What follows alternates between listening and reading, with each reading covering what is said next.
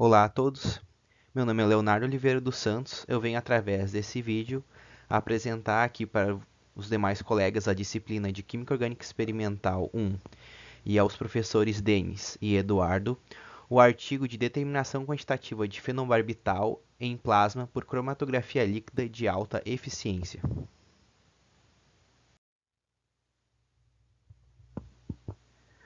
Então, eu trouxe aqui uma breve introdução, uma imersão no assunto para vocês, sobre o que o artigo vai tratar.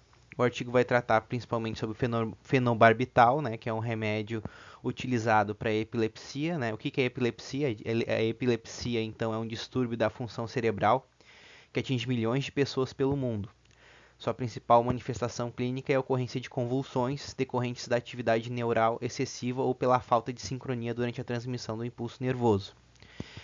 No tratamento, né, dessa doença, da epilepsia, dispõe de vários medicamentos para prevenir crises convulsivas, observando uma resposta adequada de 60 a 70% dos pacientes. E o fenobarbital foi o primeiro agente orgânico sintetizado a partir do ácido barbitúrico e apresenta propriedades anticonvulsionantes. Ou seja, o fenobarbital é então um dos remédios mais importantes utilizados no combate e no tratamento da epilepsia. Bem, a problemática que gerou a necessidade de estudos nessa área são que vários medicamentos são responsáveis, infelizmente, por intoxicações, né, ocasionadas às vezes por tentativa de suicídio ou erros de dosagem de administração. Os estudos mostram, então, que o fenobarbital é um medicamento causador de algum desses casos de intoxicação. Então, justamente, é importante o monitoramento terapêutico, já que a faixa terapêutica dos fármacos utilizados em crises epiléticas deve estar em um intervalo seguro para seu uso.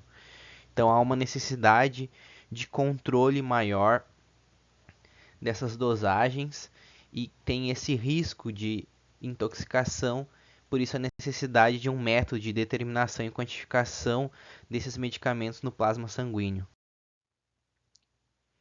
Por exemplo, tem um estudo de caso em São Paulo em que de 6.535 casos totais de intoxicação, 1.028 foram de drogas antiepiléticas, sendo que desses 1.028 a maioria foi por causa do fenobarbital, seguido pelos remédios carbamazepina e clonazepam. O fenobarbital, então, é um anticonvulsivo e sedativo que em alguns pacientes pode gerar um certo nível de dependência, que apesar de ser um remédio amplamente utilizado há muito tempo e trazer uma boa eficiência, ele possui uma pequena margem terapêutica, ou seja, ele tem uma pequena faixa ali que ele vai trazer benefícios ao paciente. Ele atua como depressor do sistema central, né?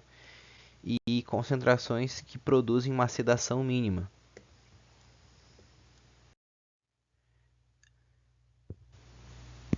Então, o objetivo desse trabalho foi o desenvolvimento e a validação de um método que possibilite identificar e quantificar o fármaco fenobarbital em amostras de plasma sanguíneo através da cromatografia líquida de alta eficiência. Então, o princípio do método escolhido foi o CLAI abordado, baseia-se na separação por fase reversa em modo isocrático, utilizando-se de uma mistura de água ultrapura e acetonitrila em um detector UV em comprimento de onda de 215 nanômetros. Bem, o que é a cromatografia líquida de alta eficiência com detector de arranjos de iodo? É uma técnica analítica de separação que possui um simples preparo de amostra, fornece resultados em poucos minutos, é uma técnica rápida, útil para identificar compostos e útil porque também tem uma alta sensibilidade e alta resolução. Fundamenta-se no princípio da migração dos componentes de uma mistura, né, através das diferentes interações entre a fase móvel e a fase estacionária.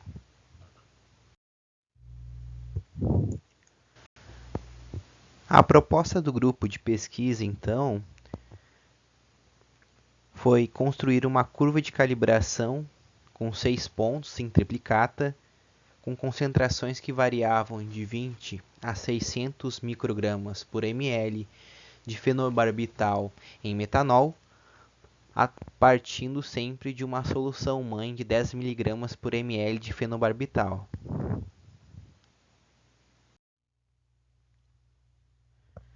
Trazendo aqui a proposta deles de maneira mais detalhada, o método que eles escolheram de maneira mais detalhada, eles partiam então de 250 microlitros de plasma, mais 25 microlitros de soluções do analito, ou seja, mais 25 microlitros das soluções de fenobarbital, mais 25 microlitros do padrão barbital, 25 microlitros de ácido clorídrico molar e 1 ml de éter metilterquibutílico, dando origem então a esse volume A. Esse volume A era centrifugado por 10 minutos a 5.000 rpm. Após essa centrifugação, retirava-se 500 microlitros de sobrenadante. Este sobrenadante então era evaporado em um concentrador rotacional a 39 graus por 25 minutos. E o resíduo era então ressuspenso em 100 microlitros de metanol, transferindo-se para um insert e 20 microlitros injetados no cromatógrafo. Esse insert, ali na imagem dá para ver, é aquele pequeno frasco e fica menor ainda que o vial, que fica dentro do vial, que normalmente tem um formato cônico, que ele auxilia quando se faz experimentos com um volume ainda menor do que se é utilizado normalmente nas cromatografias, um volume ainda menor que o vial. Bem, aqui eu trouxe para vocês uma pequena simplificação de como funciona o método de cromatografia líquida de alta eficiência, DAD, fase reversa, como foi escolhido no artigo. Então eles partiam sempre de um modo isocrático, ou seja, de uma única proporção na fase móvel entre água ultrapura e acetonitrila, de 70 a 30%, 70% de água ultrapura e 30% de acetonitrila, porque esse método é um método isocrático, ou seja, era sempre essa mesma proporção nos experimentos, não havia então um gradiente entre a fase móvel. Normalmente, esses equipamentos mais novos, a gente tem sempre a fase móvel separado ali, 2 frascos da fase móvel com 2 bombas, até para auxiliar na economia de reagentes, né? Ou seja, um frasco com água ultrapura, outro frasco com acetonitrila, e essas bombas então vão puxar na proporção escolhida pelo método. Então essa fase móvel vai arrastar a amostra pela coluna cromatográfica. Como é que funciona então? Essa fase móvel é uma fase móvel polar. A coluna cromatográfica com C18 é uma coluna apolar. Quanto mais apolar for os analitos, a amostra, maior vai ser o tempo de retenção desses analitos na coluna, porque mais afinidade esses analitos vão ter pela coluna e mais tempos eles vão ficar para passar pela essa coluna cromatográfica. Após os analitos passarem pela coluna cromatográfica, eles vão chegar no detector. Esse detector do tipo DAD é nada mais nada menos que um UV com lâmpadas de diodo.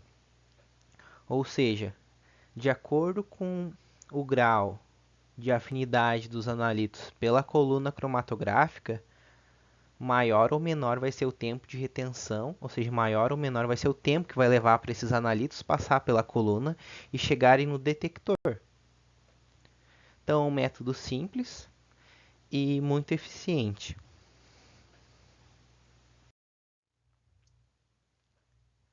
Aqui a gente tem um cromatograma que eles obtiveram.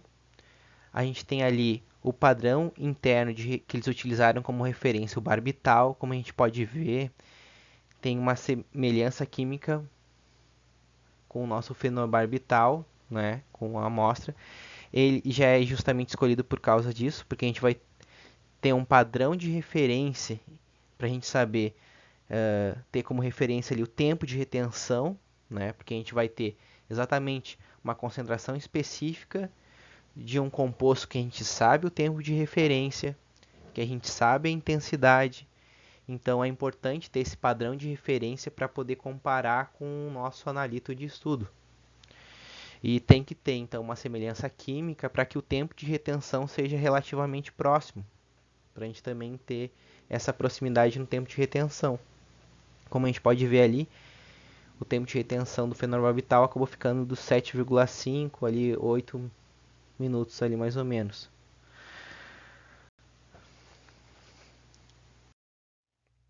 Bem, como é que funcionam os métodos de validação, né? O que tem que ser levado em consideração para a validação de um método? Primeiro, a linearidade da curva de calibração correspondente a um modelo matemático que vai levar em consideração a resposta instrumental entre área e altura da banda cromatográfica em relação à concentração do analito. Então, é ver se esse cromatograma está de acordo com o que foi abordado em relação à concentração de analito. A gente tem ali a simplificação da área do fenobarbital, a área do barbital e a concentração do analito, né, que o barbital é o nosso analito de referência, é o nosso composto padrão interno de referência. A exatidão, então, dessa curva de calibração do método é o grau de concordância entre o resultado de um ensaio e um valor de referência, que daí a gente pode então calcular o erro padrão relativo. Os outros dois fatores que tem que ser levado em consideração é a precisão, né? Que a precisão avalia a proximidade entre as variáveis medidas efetuadas na mesma amostra e o resultado expresso pelos coeficientes de variação, e o limite de quantificação, né? Que vai ser o resultado do meu teste, que vai me dizer qual a menor concentração que eu vou conseguir detectar o analito no meu método experimental. Esse método experimental vai ter, cada método experimental vai ter então um limite, uma concentração mínima, que a gente vai conseguir observar o analito no nosso cromatograma. Aqui temos alguns resultados obtidos nos experimentos.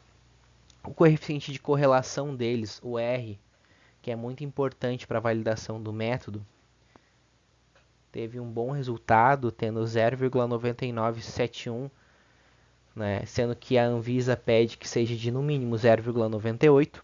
Um limite de quantificação de 2 microgramas por ml, então teve o limite de quantificação bem lá embaixo, teve um bom limite de quantificação, né?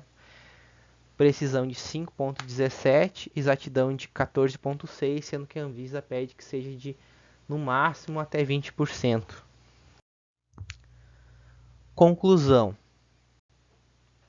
o presente estudo padronizou e validou a metodologia cromatográfica por cromatografia líquida de alta eficiência, com um tempo total de análise em torno de 9 minutos, cujo tempo de retenção do fenobarbital foi de 7,5 minutos e o barbital 4,1. Os métodos mostraram que o fenobarbital pode ser quantificado adequadamente de forma exata e precisa. Observou-se que a metodologia proposta tem uma capacidade de quantificar o fenobarbital a ser utilizado no monitoramento terapêutico do fármaco e no diagnóstico de intoxicações agudas. Aqui as referências, o artigo utilizado. Muito obrigado.